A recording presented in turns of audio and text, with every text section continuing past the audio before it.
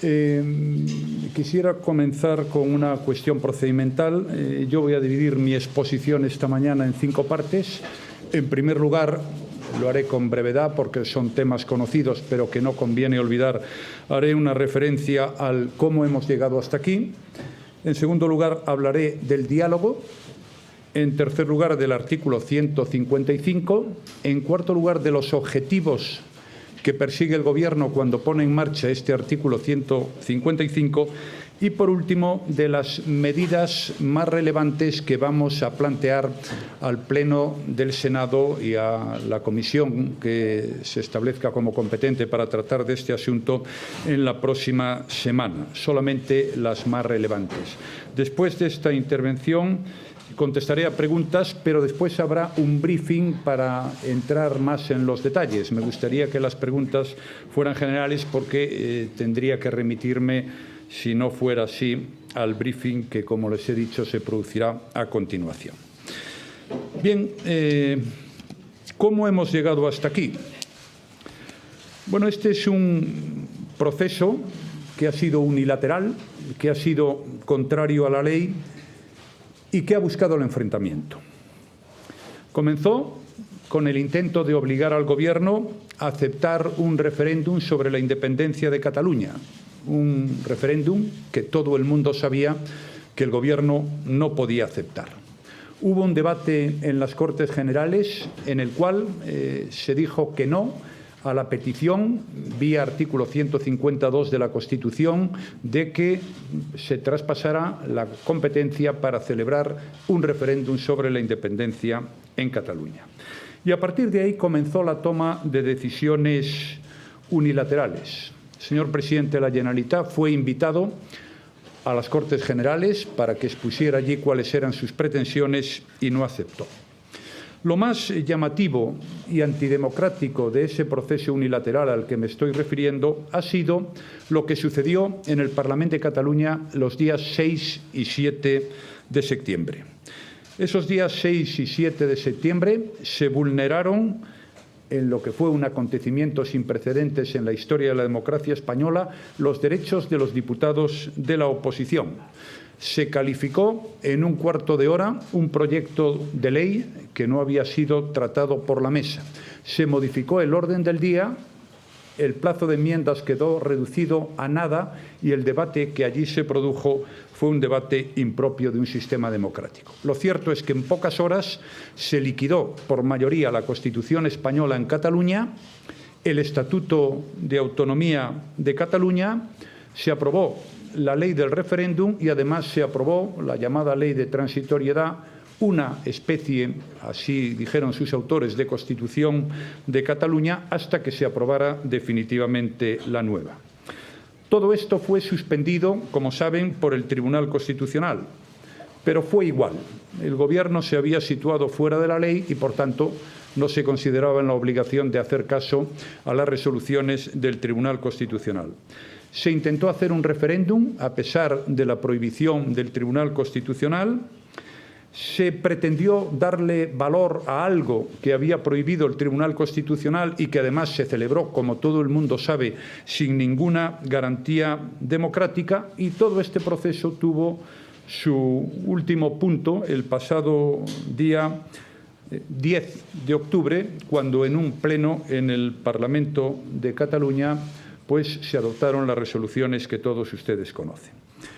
¿Qué hizo el Gobierno en esta situación? El Gobierno, el día 11 de octubre, requirió a la Generalitat de Cataluña, a su presidente más concretamente, para que explicara algo que se puede explicar muy fácilmente, si habían o no declarado la independencia. El Gobierno podía haber hecho este requerimiento antes, como lo pidió una parte de la opinión pública. Podía haberlo hecho cuando se aprobó la ley del referéndum, cuando se liquidó la Constitución, podía haberlo hecho cuando se aprobó la ley de transitoriedad. Tuvo muchas oportunidades de hacerlo, pero preferimos actuar como creo que se debe hacer en estos casos, con prudencia, con responsabilidad, con sentido común e intentando que se produjera una rectificación que realmente no se produjo por decisión de quien podía tomarla, que es la propia Generalitat. No respondieron porque no quisieron. En plazo y en tiempo. Yo tengo la impresión, después de haber visto cómo se han desarrollado los acontecimientos en las últimas fechas, que alguien puede pensar, sin temor a equivocarse, que diera la sensación de que algunos lo que querían era llegar a esta situación, es decir, a que se aplicara el artículo 155. No lo voy a afirmar categóricamente, no quiero hacer una crítica, pero tengo esa convicción, porque no se pueden hacer peor las cosas, incluso para los propios intereses de los que las hicieron, que como ha hecho a lo largo de estas últimas fechas la Generalitat de Cataluña. En segundo lugar, quiero referirme al diálogo, una palabra hermosa que en esta ocasión se ha convertido en mágica. Tengo que decir que aquí nadie planteó por parte de la Generalitat nunca un diálogo. Lo que se ha planteado, he reiterado en algunas ocasiones, y creo que es bueno recordarlo ahora aquí, es una imposición. Pretendía imponérsele al Gobierno que hiciera algo que sabían que no iba a hacer y que además no podía hacer. Se le invitó al presidente de la Generalitat, al Parlamento, a que expusiera cuáles eran sus planteamientos y no quiso. Se le invitó a la conferencia de presidentes y no quiso. Se le invitó más tarde a hablar de un tema muy importante como era la financiación autonómica y no quiso. También se le invitó a que acudieran los representantes que estimaran oportuno y conveniente a los grupos de trabajo para hablar de la financiación autonómica y tampoco quiso. Lo único que se hizo fue liquidar la ley y poner en marcha, sin tener competencia alguna y saltándose la ley, una legalidad paralela. Ni siquiera el diálogo del que tanto se hablaba se practicó con casi la mitad de los diputados del Parlamento de Cataluña a los que no se le dejó intervenir en defensa de sus posiciones. El diálogo no es que los demás tengan que aceptar obligatoriamente tus exigencias. Eso no es diálogo, eso es imposición o un contrato de adhesión, si quieren ustedes llamarle así. El diálogo fuera de la ley y fuera de la norma es profundamente antidemocrático. Y desde luego no es diálogo pretender imponer a los gobernantes, en este caso al Gobierno de España, que se salten deliberadamente la ley. Por todo ello, y entro ya en el tercer punto, lo haré con brevedad, me extenderé más en el punto cuarto y en el quinto de mi intervención. El Gobierno ha tenido que aplicar el artículo 155 de la Constitución. No era ni nuestro deseo ni nuestra intención, no lo fue nunca. Y creo que esto lo sabe el conjunto de la opinión pública española. El artículo 55 es un artículo constitucional, pero es un artículo que solo se aplica en circunstancias excepcionales. De hecho, en España estuvo a punto de aplicarse en una ocasión bajo el Gobierno de González y al final no se hizo porque las cosas se recondujeron a la legalidad. En esta ocasión no fue posible y aplicamos el artículo 155 porque ningún gobierno, insisto, ningún gobierno de ningún país democrático puede aceptar que se ignore la ley, que se viole la ley, que se cambie la ley y que todo ello se haga pretendiendo imponer sus criterios a los demás. Esta es la razón por la que hemos puesto en marcha un artículo, como el que hay en otras muchas constituciones europeas, constitucional y votado por todos los españoles. Y paso ahora a explicar, en lo que es el cuarto punto de mi intervención, cuáles son los objetivos de esta decisión que hemos adoptado. Por último, me referiré a las medidas. Los objetivos son 4, fundamentalmente. El primero, volver a la legalidad. El segundo, recuperar la normalidad y la convivencia, que se ha deteriorado y, desgraciadamente, mucho en Cataluña. En tercer lugar, continuar con la recuperación económica.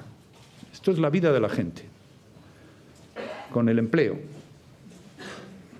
con los sueldos, con que la gente pueda trabajar. Recuperación económica que hoy en Cataluña está en peligro, en evidente peligro, por las decisiones caprichosas y unilaterales que se han adoptado. Y el cuarto gran objetivo es celebrar elecciones en situación de normalidad. Repito, 4 objetivos: recuperar la legalidad, volver a la normalidad y a la convivencia, continuar con la recuperación de la economía y celebrar elecciones. Volver a la legalidad es restituir la vigencia de la Constitución española y del Estatuto de Autonomía de Cataluña en Cataluña. Paso ahora a hacer una breve referencia de lo que significa la recuperación económica. Porque, sin duda, una de las grandes historias, uno de los temas en los que más se ha faltado a la verdad, era en los efectos beneficiosos que para los ciudadanos de Cataluña podía producir la independencia. Los últimos datos que conocemos son preocupantes. Se han trasladado sedes sociales y fiscales de empresas en un número que supera a los 1000 y, desde luego, la inmensa mayoría de las grandes empresas de toda Cataluña que dan trabajo a muchísimos ciudadanos de Cataluña. Se han desincentivado las inversiones, las de fuera y las de dentro. Se ha desmotivado el turismo, importantísimo, como saben ustedes, en el PIB catalán y uno de los factores de crecimiento más importantes. No voy a entrar en ningún detalle sobre este asunto, son sobradamente conocidos por todos ustedes. Pero sí me gustaría hacer alguna referencia a algunos temas que tienen su trascendencia. Si Cataluña se independizara, a pesar de lo que se le ha dicho a los ciudadanos de Cataluña, Cataluña abandonaría la Unión Europea y la Organización Mundial de Comercio, pasando a ser un país tercero a efectos de relaciones comerciales al que se le aplicarían los derechos autónomos del arancel exterior común, además de controles aduaneros en frontera. Estamos hablando de una economía para la cual el comercio exterior supone una parte por encima de la mitad sustancial de su Producto Interior Bruto. Desde el punto de vista financiero, todas las facilidades que da el Banco Central Europeo desaparecerían. Esa fue la razón por la cual no hay ninguna entidad financiera que se haya quedado en Cataluña y hayan tenido estas entidades financieras que trasladar su domicilio a otro lugar de España. Y lo hacen en defensa de sus propios intereses, de sus trabajadores, de los depositantes y de aquellas personas que tienen metidos sus ahorros en las entidades financieras. Habría un problema que ya ha empezado grave de contracción del crédito. Se produciría una inflación desproporcionada con los consiguientes efectos sobre el consumo y la inversión, y todo esto llevaría a un empobrecimiento de la economía de Cataluña de entre el 25 y el 30% del Producto Interior Bruto, resultando una coyuntura económica insostenible. Por eso, uno de los objetivos, uno de los 4 a que me he referido, es a que continúe el proceso de recuperación económica en el que España ya lleva instalado, por fortuna, en los últimos años. Bien, repito, por tanto, los 4 objetivos: legalidad, normalidad y convivencia, recuperación económica y elecciones. Precisamente, la primera medida, entro ya en la última parte de mi intervención, que va a adoptar el Gobierno, está íntimamente relacionado con este objetivo de que se celebren elecciones en Cataluña. La facultad de disolver, si el Senado así lo decide, el Parlamento de Cataluña pasa al presidente del Gobierno. El presidente del Gobierno, si el Senado así lo decide, tendrá que convocar elecciones en un plazo máximo de 6 meses. Sin embargo, mi voluntad, la mía, es hacerlo tan pronto como recuperemos la normalidad institucional, que sin duda alguna es uno de los objetivos de futuro. Y para ello sería importante que todos nos aplicáramos a recuperar esa normalidad institucional. Esto, celebrar elecciones, es el objetivo. Lo quiere la mayoría. Es lo que dice el sentido común y de lo que se trata es de abrir una nueva etapa en la cual la ley se respete, los derechos de la gente se preserven, se recupere la convivencia, el bienestar y el empleo de las personas. Ese es el objetivo de esa nueva etapa que habría que hablar. Y paso ahora a explicar con brevedad el resto de medidas, las más importantes, como les decía al principio. Insisto, luego habrá un briefing para entrar en los detalles que también son importantes. Lo que vamos a solicitar al Senado, al amparo de la facultad prevista en el artículo 155 de la Constitución, con el fin de proteger el interés general de la nación, es que se autorice al Gobierno a adoptar las siguientes decisiones. Primero, a proceder al cese del presidente de la Generalitat de Cataluña, del vicepresidente y de los consejeros que integran el Consejo de Gobierno de la Generalitat de Cataluña. El ejercicio de dichas funciones corresponderá a los órganos o autoridades que a tal efecto cree o designe el Gobierno de la Nación. En principio, la idea será la de que los ministerios asuman esta responsabilidad a lo largo del plazo en el que dure esta situación excepcional. En tercer lugar, la Administración de la Generalitat de Cataluña, de acuerdo con el artículo 71 del Estatuto de Autonomía de Cataluña, continuará funcionando como la organización administrativa ordinaria que ejerce las funciones ejecutivas que el Estatuto y su normativa reguladora atribuyen a la Generalitat de Cataluña. Esta Administración de la Generalitat de Cataluña actuará bajo las directrices de los órganos o autoridades creados o designados por el Gobierno de la Nación en sustitución de aquellos que, como les he dicho antes, serán los responsables de los distintos ministerios.